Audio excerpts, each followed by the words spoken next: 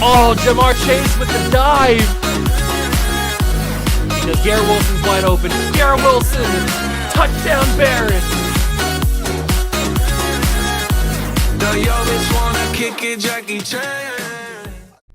What's going on, guys? Welcome back to the video here in the World of Juice channel, and welcome back to an episode of the Honolulu Desperados here on Madden 24. That is right. We are entering season number 4 of Desperados football, and we came ever so close to our first ever Super Bowl appearance last episode, a couple episodes ago, in the postseason. We got to the NFC title game and faced off against the Detroit Lions. They unfortunately beat us and then went on to win the Super Bowl. Good for them.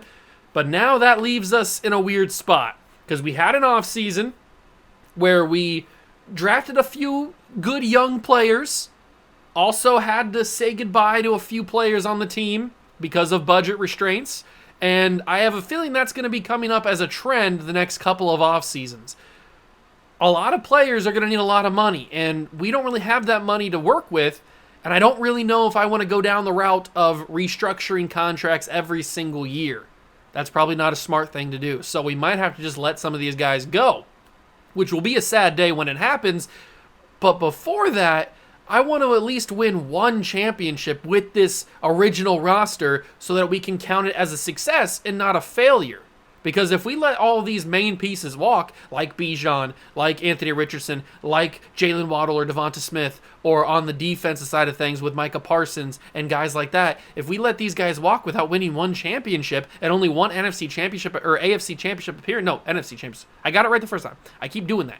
With one NFC championship appearance to our name, then that's a failure.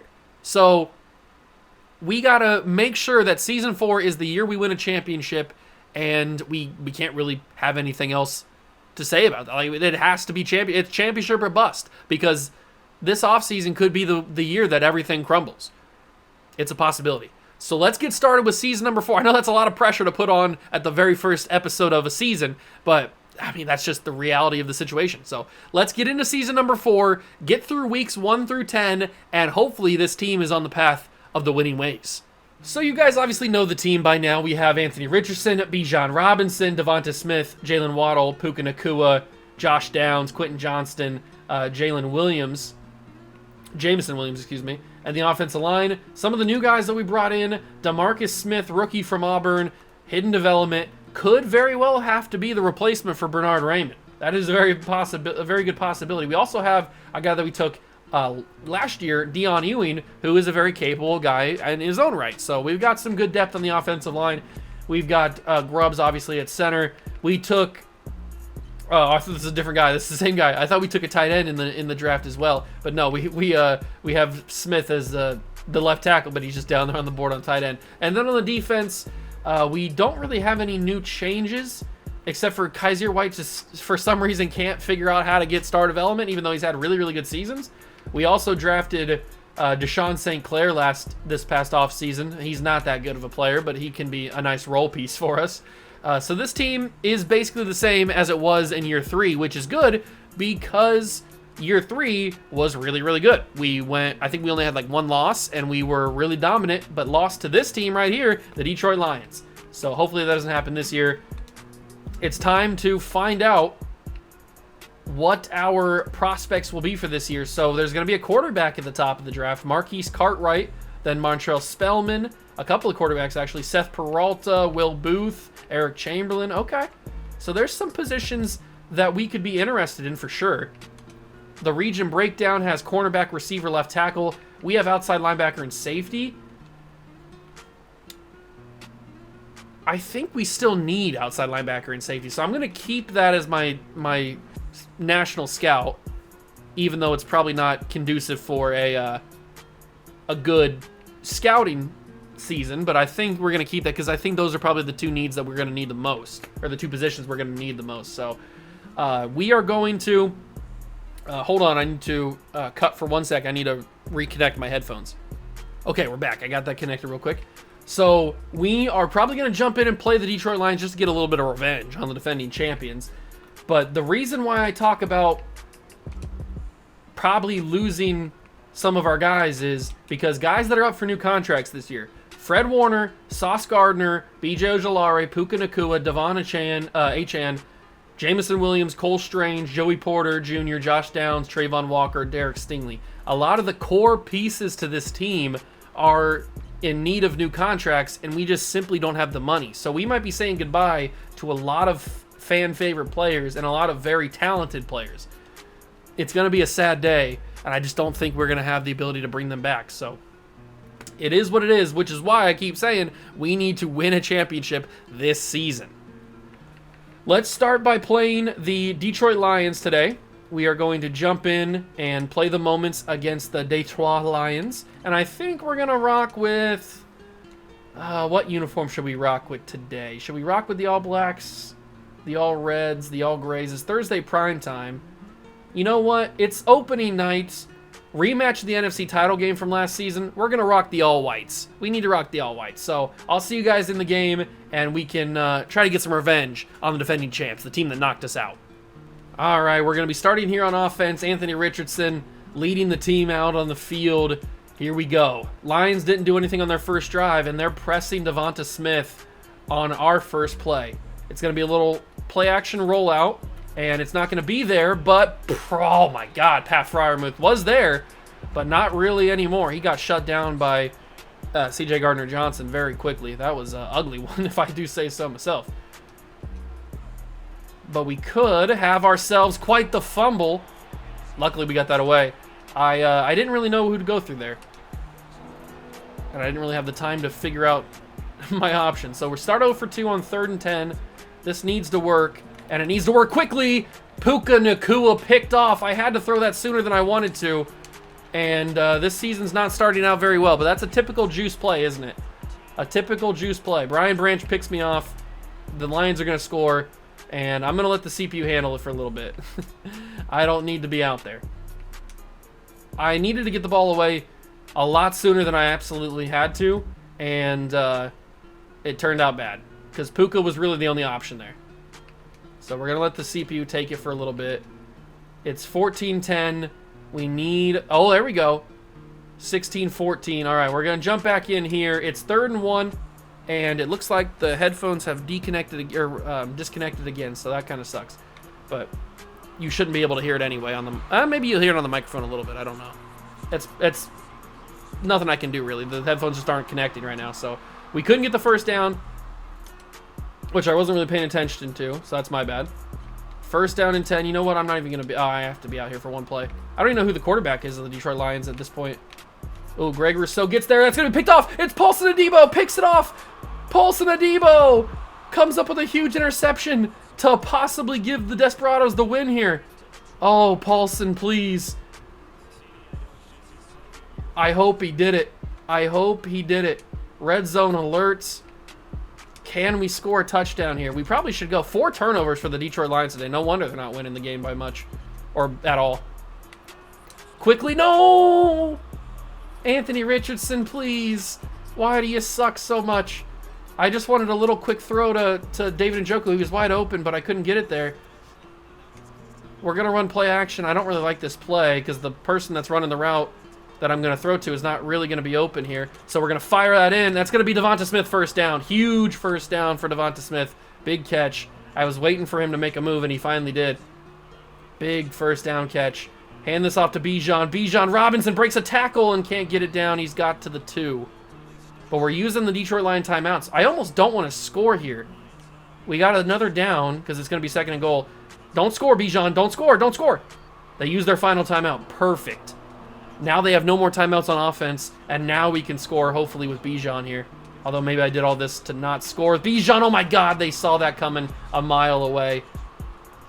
Now what do we do? Now what do we do? Do we take the points or do we go for it? We got to go for it. We're trying to get revenge on the Lions here. It's got to be a touchdown. It's a touchdown or bust. We're going to roll. He's open. Jalen Waddle, touchdown. Do the little Waddle dance. Oh, I should have hit signature, I guess. All right, we got it done regardless. And we score a touchdown, and they have no timeouts left. And we got the ball back. And we kicked another field goal. It's done. It's ball game, ladies and gentlemen. It is ball game. Oh, that's a false start. Or maybe it's encroachment. I don't know what it is. Neutral zone infraction. Okay. 24 seconds left on a 4th and 5 is not really what you want to do because that gives them a fresh set of downs. So Greg Rousseau kind of screwed up there, but that's okay because they have no timeouts and they couldn't get it done. So we get a victory. We start 1-0 on the season and we get our revenge on the Detroit Lions. That's always a good start.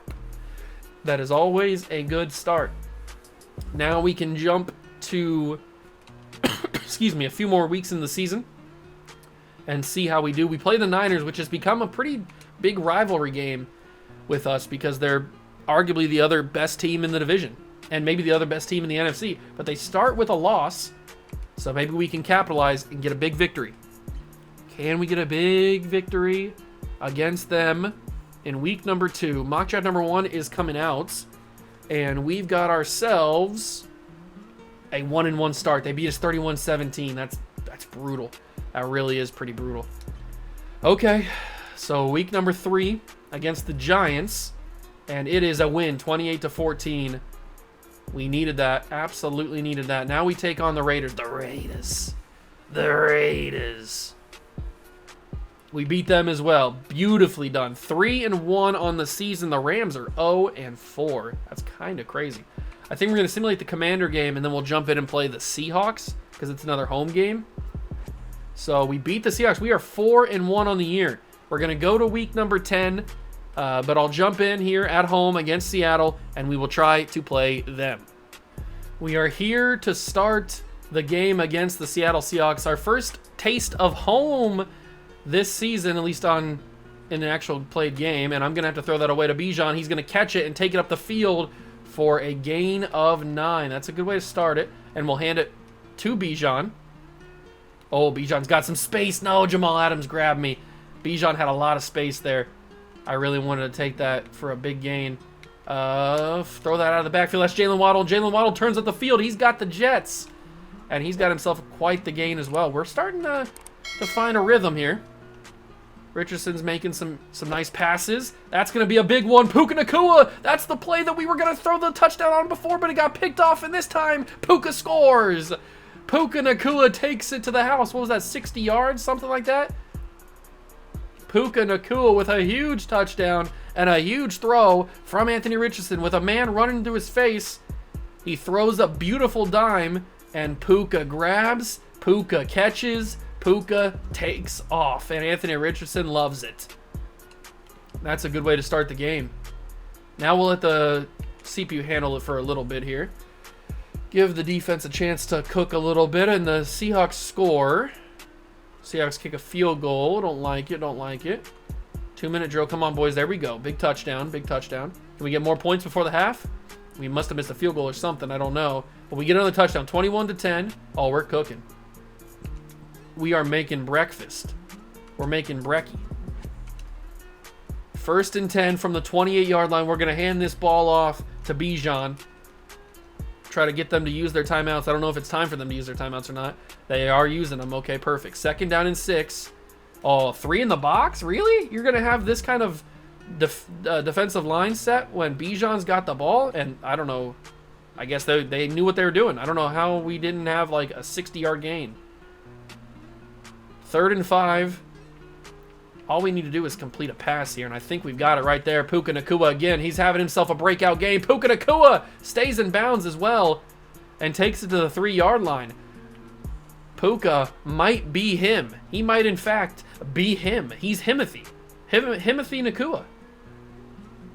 And Anthony Richardson is throwing dimes. And I'm going to step up in the pocket and run. Richardson's going to score. Anthony Richardson scores the touchdown to give the Desperados a huge lead. Doing a little dance with the big offensive lineman. Love to see it.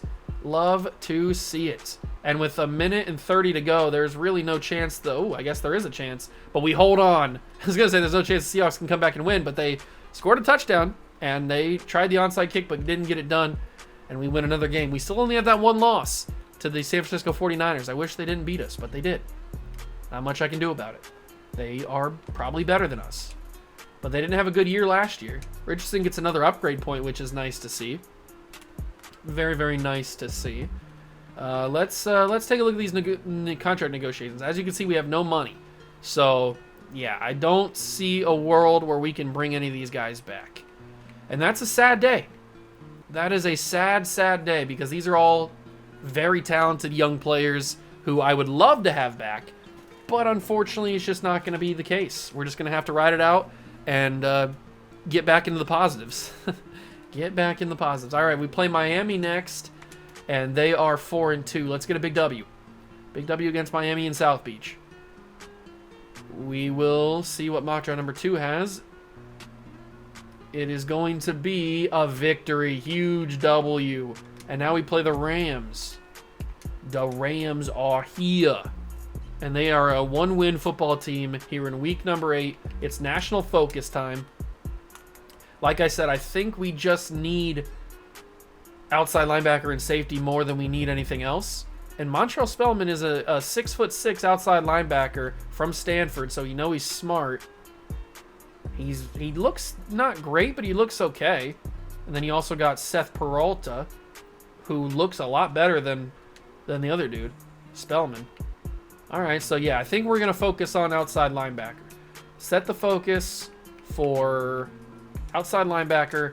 Bada bing, bada boom. There we go. And there was a lot of top outside linebackers at the top of that board, so that's a good thing.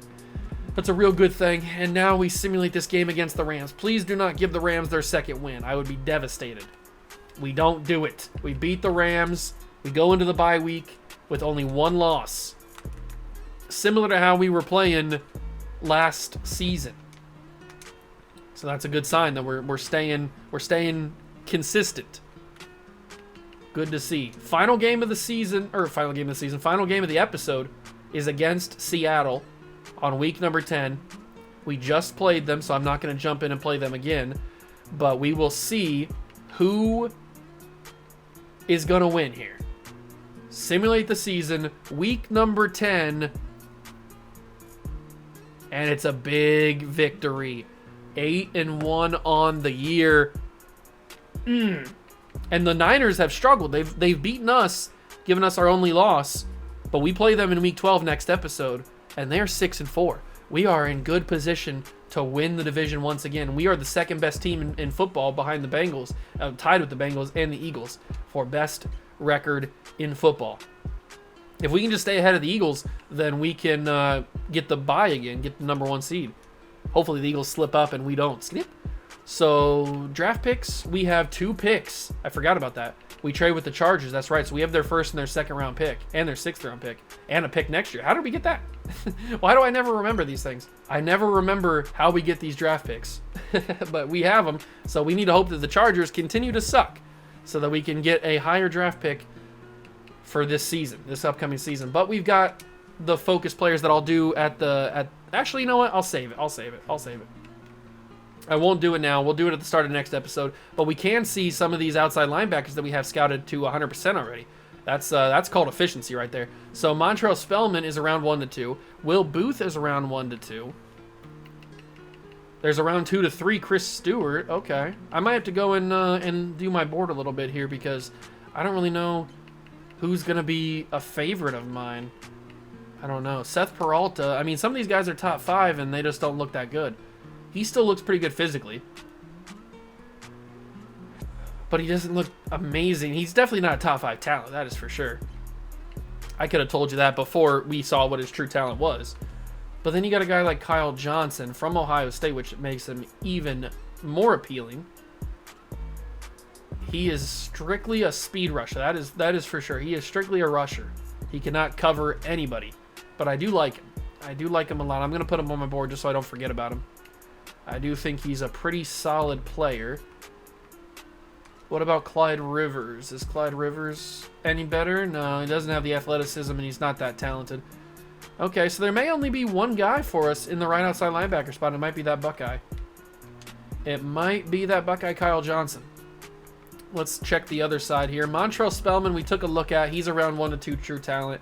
He's got the A power move and pursuit, but I think that's all he's got going for him, really. I don't think he's going to be that talented of a player. He might be. I'll keep him in mind in case that Charger pick allows us to have a top pick. Will Booth. Ooh, Ooh, Will Booth. He's got the athleticism that I like. So we'll keep him in mind as well. And then Juan Solano also is very, very athletic. So the left outside linebacker spot has some athleticism out the wazoo. Chris Stewart as well. He's a day 3 projection, but he's around 2 to 3 true talent. So there could be some left outside linebackers that we absolutely go for. But off camera, I'm going to go through, once we get a little bit closer to the draft, I'm going to go through and fill out my board for the offseason. So by the offseason episode, we'll have a complete board ready to go.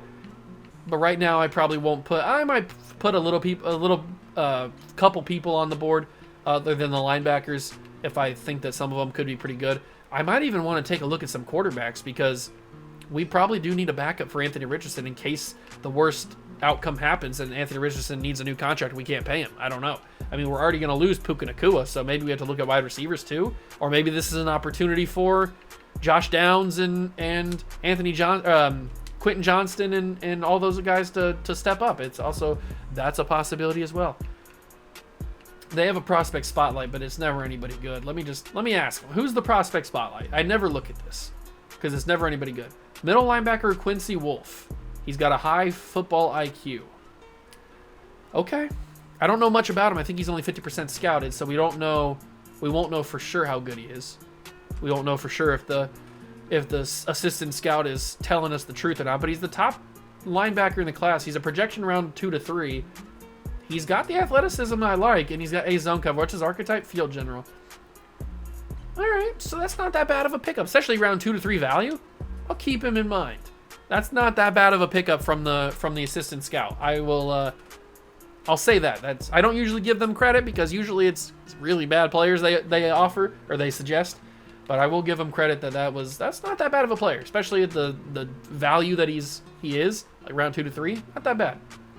We're getting some good progression, some good morale boosts. Love to see it. On defense, a couple guys are developing. The corners are looking good. Sauce Gardner's probably going to leave this season. So is Joey Porter. So we're going to have Deron Bland, Paulson Adebo, Derek Stingley to take their places. We're going to be very thin. We're going to be very, very thin because we're not going to have any money to sign anybody for agency. So we're going to get a bunch of bums. This is really the year to win a championship. That is for sure. I hope you guys enjoyed the video. I know it's a little bit of a short one, but these little in-season videos aren't usually super long because then we get to the off-season, or the postseason, hopefully, and then those take a little bit longer because we play all the games and stuff. So, yeah. We went 8-1 so far this year. I like it. I do like it a lot. And we will see how we do in the second half of year number 4. I'm super excited, but like I said, there's a lot of pressure because this season basically has to be the year that we win a championship because if we don't, then we lose Fred Warner and Sauce Gardner and Puka Nacua and all these guys for basically nothing. So, and without a championship. So we have to win a championship here. There's a lot of pressure, but I think this team is built to do it. So hope you guys enjoyed. If you did, leave it a like, subscribe to the channel, join the Juice Club. Thank you so much for stopping by and watching. I truly appreciate it, and I will catch you guys in the next one. Peace.